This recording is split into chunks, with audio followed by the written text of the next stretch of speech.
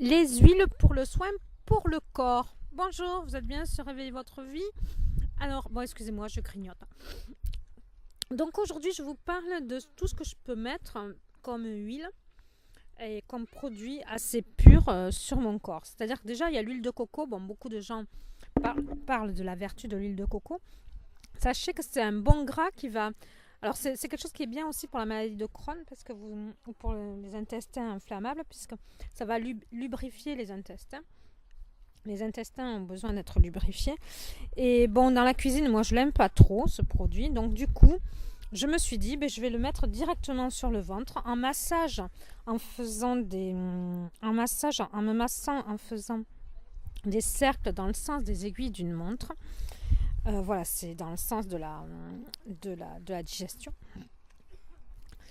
Et donc, ça va permettre aussi d'agir sur la graisse abdominale, puisque le fait que le corps va consommer cette huile va demander plus d'énergie que la graisse elle-même de l'huile de coco. Je ne sais pas si vous arrivez à me suivre.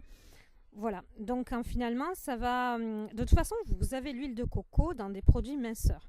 Et là, donc, au lieu d'acheter des produits minceurs qui ont une base d'huile de coco avec je ne sais pas quoi dedans, vous prenez carrément l'huile de coco alimentaire et puis vous massez le ventre alors ça aura des vertus pour vos intestins puisque ça va passer par le sang. Et puis ça aura aussi des vertus pour votre peau pour qu'elle soit plus tonique. En plus, après, ce que je passe aussi comme huile alimentaire directement, c'est l'huile de pépins de raisin. Alors, tout ce que je vous dis là, il ne faut pas le faire tout le temps. Parce que dans les huiles alimentaires, alors mon esthéticienne me l'avait expliqué, il faut le faire occasionnellement. Alors, après, l'huile de pépins de raisin, ce qu'elle a de bien, c'est elle va avoir des vertus au niveau de la circulation sanguine, des vaisseaux sanguins. Alors, moi, je la passe à l'extérieur, au niveau de mes jambes, le dos de mes jambes. Pour les varices, et on peut aussi de temps en temps, vraiment rarement, essayer d'en mettre pour les poches sous les yeux. Voilà. Et là, vous laissez agir. Bon, moi j'ai une peau particulière qui absorbe beaucoup. Vous pouvez laisser agir et puis faire ça le week-end et puis vous doucher après, quoi. Si vous badigeonnez un peu trop d'huile. Ensuite, il y a l'huile de sésame. Alors là, ça, c'est mon médecin tibétain qui m'avait conseillé ça. Alors le sésame, comme je vous ai déjà dit, c'est quelque chose qui est très riche en calcium. Donc, vous massez les parties où c'est que vous avez tendance, où c'est que c'est un peu... parce que j'ai une arthrose précoce, donc qui peuvent vous... les parties un peu... qui ont le plus de problèmes, comme les genoux. C'est les genoux qui vieillissent le plus vite. Et puis, au niveau des reins aussi, ou au niveau de la cuisse. Voilà, vous la faites chauffer un peu entre vos mains, vous la frottez, et puis vous massez avec directement l'huile de sésame, mais l'huile de sésame alimentaire, quoi.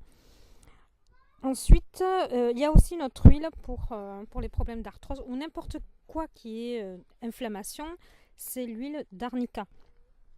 Et donc l'huile d'arnica, d'ailleurs les sportifs devraient avoir tous ça, de l'huile d'arnica pour se masser après avoir fait des efforts, ne serait-ce que pour le côté musculaire ou pour même l'inflammation au niveau des sollicitations au niveau des articulations. Alors, la dernière fois, c'était pas le médecin tibétain, c'était le médecin chinois. Je lui ai dit, ouais, je me fais moi-même mes propres trucs. Alors, il était mort de rire et puis il rigole à chaque fois quand je lui dis que j'invente des recettes pour prendre soin de moi. Et là, il m'a dit, oui, au lieu de mettre ça dans de l'aloe vera, parce que je mettais ça dans une aloe vera à 99%. Ça aussi, c'est un produit qui, bon, c'est pas une huile, mais c'est un produit sain. De toute façon, on peut la consommer aussi, l'aloe vera, la consommer, la manger. Mais vous pouvez trouver de l'aloe vera toute prête à mettre pour hydrater pareil aussi au niveau des intestins, ça peut faire du bien. Vous massez le ventre avec de l'aloe vera en usage externe. Une crème à base d'aloe vera en usage externe, ça peut être très bien. Je ne sais plus où j'en suis. Oui, parce que je disais que je mettais des herbes ou des plantes qui avaient certaines vertus, soit en poudre, soit en épices directement, et que je faisais mon propre mélange et je le mettais dans l'aloe vera. Et c'est lui qui m'a dit, oui, mais ça serait bien qu'au lieu de le mettre, que vous le mettiez dans de l'huile d'arnica, puisque l'huile d'arnica aura des vertus anti-inflammatoires. Donc c'est très simple, vous avez de l'huile d'arnica que vous allez utiliser comme base, et puis à l'intérieur, vous pouvez tester et puis mettre les plantes que l'on vous conseille, quoi, par rapport à ce que vous avez. Je ne crois pas que ça sera... je pense que ça peut vous faire du bien, plus que de mettre du Voltaren, quoi, par exemple. Ensuite, l'huile d'onagre. Vous avez de l'huile d'onagre qui est pas mal, ça. Alors ça, normalement, quand on le prend en capsule, il faut la prendre en deuxième partie du cycle. L'huile d'onagre, c'est plutôt pour les femmes, contre les... et puis aussi pour les soucis de côlon irritable. L'huile d'onagre aussi a des vertus. Donc, se masser le ventre dans le sens des aiguilles d'une montre, ça serait pas mal aussi. Et l'huile d'onagre pour quand on a des fibromes, quand on a des problèmes avec des menstrues en préménopause, quand on a des règles difficiles. Alors pourquoi en deuxième partie du cycle? Parce que, alors ça y est, ça a une hormone, je ne sais plus le nom parce que j'ai peur de dire une bêtise. Parce que je me suis toujours plantée en bio sur ça. je suis tombée en concours de bio sur sur les problèmes d'hormones, et puis je me suis mélangé les pinceaux, quoi.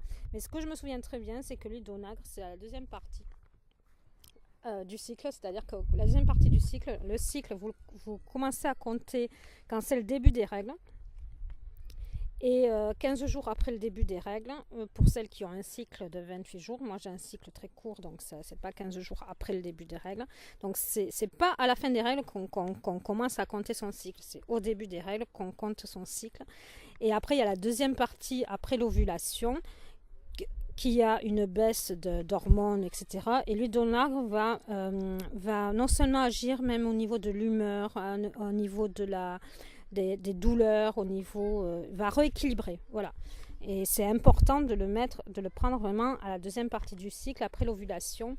Donc une dizaine de jours après, par exemple, vos premières règles, où vous avez vos règles. Si vous avez un cycle très court, vous avez vos règles, vous attendez un petit peu, vous attendez quelques jours, et puis après vous pouvez vous masser avec l'huile d'onagre ou en prendre en capsule. Bon, mais voilà, c'était les huiles. Après, bon, il y en a plein, hein, des huiles. Il y a les huiles. Je vous ai pas parlé des huiles de beauté. Il y a l'huile d'avocat aussi que j'utilise des fois de façon externe pour mettre dans les. Mais là, j'ai pas de certitude à ce niveau-là. Parce que je sais qu'on avait des produits de beauté qui étaient à base d'avocat, et puis on trouve de l'avocat aussi dans des cachets pour l'arthrose, mais l'huile d'avocat c'est fait avec le noyau, c'est pas fait avec la pulpe, donc je suis pas sûre de moi à ce niveau là. Pareil, après il y a l'huile de figue de Barbarie qui est super au niveau de la peau.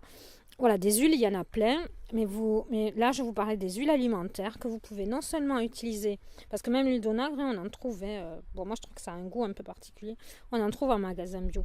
Mais je trouve qu'avoir quelques huiles, pareil l'huile de pépins de raisin, si vous la prenez, bon ça serait mieux de la prendre au bio, mais on en trouve, il y a des grandes surfaces où on en trouve facilement encore. Elle coûte à peu près 4 € le litre, c'est abordable. Même. Voilà, et bien écoutez, merci de mettre un j'aime, prenez soin de vous, et puis à bientôt sur Réveiller votre vie. Vous pouvez vous abonner, alors il y a plein de playlists dans Réveiller votre vie par rapport à des sujets qui sont complètement différents. Ça tourne autour de l'autonomie, c'est pour ça que j'appelle ça une chaîne sur l'autonomie. Autonomie pour se soigner, autonomie énergétique pour les maisons, et autonomie aussi pour l'entrepreneuriat. Au revoir, à bientôt.